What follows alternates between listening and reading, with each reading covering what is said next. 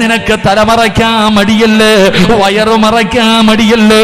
പടച്ചവനെ എല്ലാം തുറന്നു കൊട്ടുകൊണ്ട് നടക്കുന്ന പെണ്ണ്, ഒരു മുടി താഴെ കാണരുത്. ഒരു മുടിയുണ്ടല്ലോ, ഈ സദസ്സിലിരിക്കുന്ന ഏതെങ്കിലും ഒരു പെണ്ണിന്റെ ഒരു തലമുടിയുണ്ടല്ലോ, അല്ലാഹുവേ, ഒരന്യ പുരുഷൻ കണ്ടാ തലമറയ്ക്കാത്ത ഉമ്മ മുടിയൊക്കെ നരച്ചു പോയി രോഗങ്ങളുടെ അടിമയാണ്, മരണത്തിലേക്ക് അടുത്തിരിക്കുന്ന ഉമ്മ, ഈ സമയത്തും നിനക്ക് തലമറയ്ക്കാൻ മടിയല്ലേ?